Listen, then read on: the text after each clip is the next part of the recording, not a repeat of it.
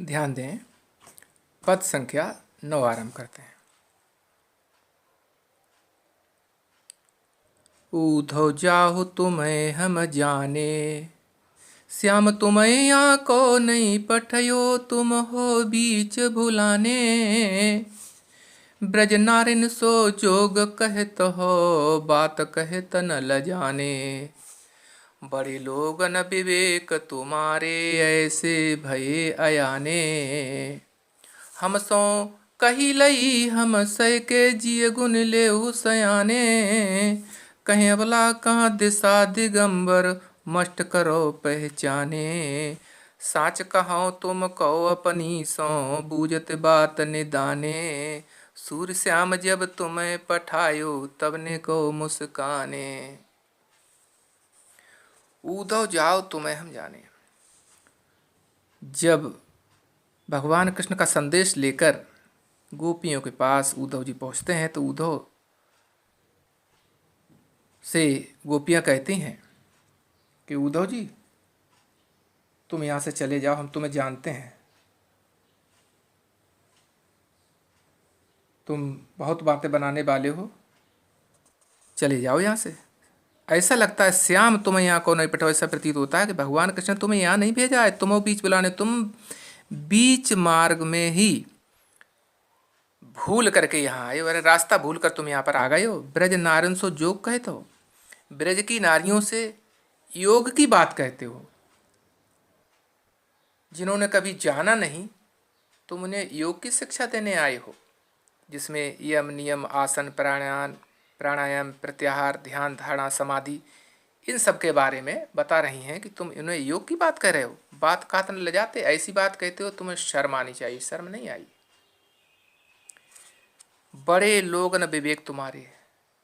वैसे तो आपके बारे में कहा जाता है कि आप बहुत बड़े हैं, महान हैं, लेकिन हमें ऐसा प्रतीत होता है कि आपके पास विवेक नहीं है। विवेक का तात्पर्य क्या अच्छा है क्या बुरा है, इसको तुम नहीं जानते। ऐसे भय अयाने, और तुम इस प्रकार चले आए हो। हमसों कही लई हम सह के, जिय गुण लेव सयाने। हमसे जो तुमने कहा उसे तो हमने सहन कर लिया, परंतु जिय गुण लेव सयाने, सयाने मीन्स तुम बहुत चतुर प्रतीत होते हो। अब अच्छी प्रकार से जिय गुण लेव माने अच्छी प्रकार से गुण लेव, अच्छी प्रकार से समझ लो, जान लो, बहुत चतुर हो। कहाँ अबला कहाँ दशा दिगंबर, कहाँ तो हम सामान्य अबला हैं, सामान्य नारियां हैं, कहाँ तुम दशा दिगंबर की बात कर रहे हो। दशा दिगंबर की दशा के मतलब है दिशा, दिशा ही है वस्त्र जिसका, अर्थात वस्त्रहीन। तुम ऐसी बात कर रहे हो निराकार के बारे में, मस्ट करो पहचाने। अब तुम ऐसा करो, मस्ट करो मीन्स चुप रहो, पहचाने मैंने तुम्हें जान लिया, पहचान लिया है, चुप हो जाओ। गोपियां आगे उद्धव से कहती हैं, साच कहो तुमको अपनी सौ, सौ मानी सौगंध, अपनी कसम देकर मैं सत्य ही तुमसे कहती हूँ, सत्य ही कहो, सत्य ही पूछती हूँ। बूझत बात निवारने, बूझ रहा हूँ, बात का निदान करो, निदान का मतलब समस्या का हल करो, सच सच बताना मुझे। सूर श्याम, कि सूरदास जी कहते हैं कि वो गोपियाँ उनसे कहती हैं उद्धव से, श्याम जब तुम्हें पठायो, भगवान कृष्ण ने जब तुम्हें हमारे पास भेजा था, तब नेको मुस्काने, क्या भी जरा भी मुस्कराए थे। अर्थात अगर उनके मुस्कुराहट की हमें थोड़ी सी भी अनुभूति हो जाएगी, तो हम उसी को अपने में संजो कर रख लेंगे और बड़े संतुष्ट हो जाएंगे। इस तरीके से आगे फिर ध्यान देंगे, प्रसंग लिखेंगे कि यहाँ पर इस पद में ब्रज की गोपिकाओं ने बड़ी बुद्धिमत्ता से उद्धव को हराने का प्रयास किया है और उनसे कुछ हंसी की भी बात की है। ये प्रसंग में लिखेंगे, व्याख्या में लिखेंगे कि गोपियाँ उद्धव से कहती हैं कि उद्धव,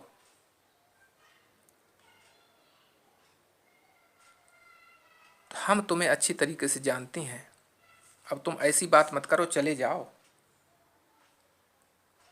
श्याम तुम्हें यहाँ को नहीं पठो, भगवान कृष्ण ने तुम्हें यहाँ नहीं भेजा है, तुम बीच में ही रास्ता भूलकर यहाँ पर आ गए हो। ब्रज की नारियों से योग की बात कहते हो, बात कहते लज, ऐसा कहते हुए तुम्हें शर्म नहीं आती? वैसे तो बहुत सयाने प्रतीत होते हो, बहुत होशियार लगते हो, परंतु ऐसे भय अयाने, ऐसा प्रतीत होता है कि तुम यहाँ पर जो आए हो ना, ऐसा लगता है अज्ञान लेकर आए हो। हमसों कही लई हम सह के जिए गुण ले उसे आने। आगे भी कहती हैं, हमसे जो कुछ भी तुमने कहा है उसे हमने सहन कर लिया है, अब आगे आपके अपने मन में सोच विचार के जरा आगे बढ़ो, सोच विचार के देखो कि कहाँ तो हम सामान्य नारियाँ और कहाँ तुम दशा दिगंबर अर्थात वस्त्रहीन उस निराकार की बात करते हो। इससे यही अच्छा है, मस्ट करो पहचाने, चुप हो जाओ, मैंने तुम्हें समझ लिया है। आगे गोपियाँ उद्धव से कहती हैं कि हम अपनी सौगंध दे करके सत्य ही तुमसे पूछ रही हैं, बूझत में पूछ रही हैं, बात निदाने समस्या का समाधान हो जाए, इसलिए तुमसे पूछ रही हैं। और सूरदास जी अंत में कहते हैं कि गोपियाँ उद्धव से पूछती हैं कि भगवान जब श्याम ने तुम्हें यहाँ पर भेजा था तो वो क्या जरा भी मुस्कराए थे? इसके बारे में बताओ।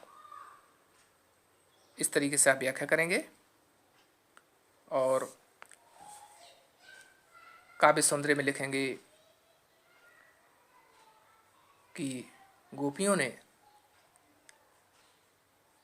उद्धव को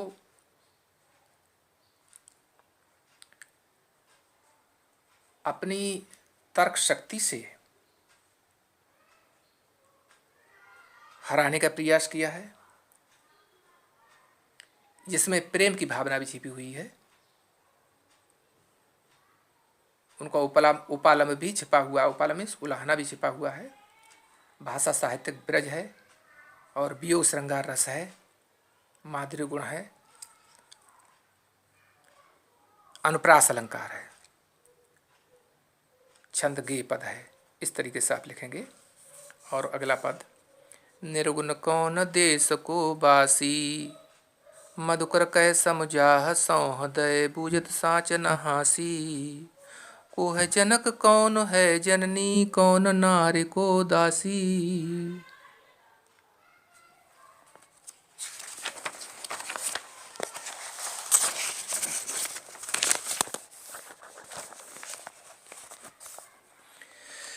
कैसो वर्ण भेष है कैसो कही रस में अभिलाषी, पावे को पुन कियो आपनो जोर करे गो गासी, सुनत मौन होए रहो बाबरो सूर सबय मत नासी।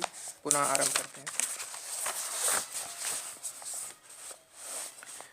कि निर्गुण कौन देश को वासी। यहाँ पर आप प्रसंग में लिखेंगे कि जब उद्धव ने गोपियों को निराकार ईश्वर के बारे में बताया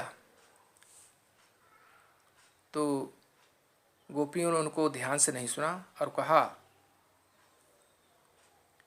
कि उद्धव जी, हम तुम्हारे निराकार ब्रह्म को नहीं जानती हैं, तुम उसे हमें क्या बता रहे हो।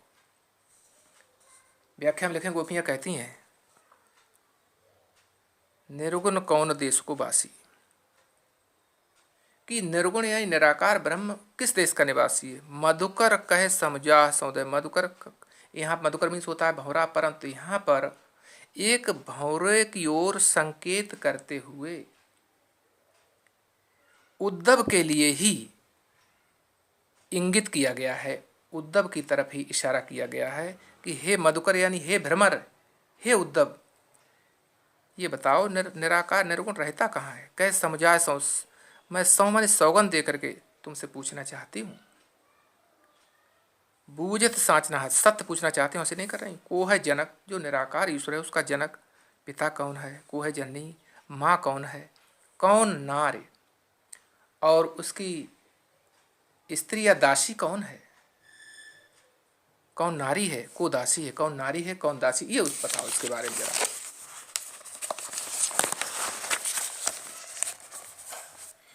कैसो वर्ण वेश है, कैसो के रसमय विलासी, उसका वर्ण अर्थात उसका रंग कैसा है? वर्ण मीन्स वर्ण अर्थात रंग, उसका रंग कैसा है?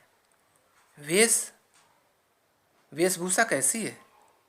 के ही रसमय अभिलाषी, और वो किस रस की इच्छा करता है? किस रस से उसको अधिक लगाव है, ये बताओ। पावै गोपुन कियो आपनो जोर करे गो घासी। आगे वो कह रही हैं कि अगर तुम हमारे साथ छल करते हो तो जिसने जो भी किया है, घासी बनी है छल, वो वैसा ही उसको फल मिलता है। ये तुम हमारे साथ छल करो, कपट करोगे तो उसका फल तुमको वैसा ही मिलेगा। सुनत मौन हुए रहे हो बाबर सूर सो मतनासी। जब गोपियों की ऐसी तर्कपूर्ण बातें सुनी तो सूदासी कहते हैं कि उद्धव की सारी मति नासी, सारी जो बुद्धि है वो उनकी नष्ट हो गई, अर्थात उद्धव क्या करें क्या ना करें किन कर्तव्य विमूढ़ हो गए और उनका विवेक समाप्त हो गया, वो शांत हो गए। इस तरीके से आप लिखेंगे। आगे अगला पद है, संदेशो देवकी सो कहियो, हाँ तो धाय तिहारे सुत की दया करत ही रहियो। जदप टेब जानत तुम उनकी तऊ मोए कह आवे, प्रात होत मेरे लाल लड़े ते माखन रोटी भावे। तेलो बटनो और तो जलता ही देख भज जाते, जो जो मांगत सोई सोई देती क्रम क्रम करके नेहाते। सूर पथिक सुन मोय रैन दिन बढ़त, बड़ो रहे तो उर सोच, मेरो अलक लड़े तो मोहन होय है करत संकोच। यहाँ पर आप प्रसंग में लिखेंगे कि प्रस्तुत पद में महाकवि सूरदास जी ने माता यशोदा के हृदय के दुख को व्यक्त किया है। जब भगवान श्री कृष्ण मथुरा चले गए थे तो माता यशोदा के हृदय में जो पुत्र वियोग में जो दुख या जो कष्ट उत्पन्न हुआ था उसी का चित्रण किया गया है। क्या लिखेंगे एक बार फिर सुनिएगा। प्रसंग में लिखेंगे, प्रस्तुत पद में भगवान श्री कृष्ण के मथुरा चले जाने पर यशोदा के हृदय में उत्पन्न दुख को व्यक्त किया गया है। ठीक, इसे लिखेंगे व्याख्या में। संदेशो देव की सुकहियो, यशोदा उद्धव जी से कह रही हैं कि उद्धव सुनो,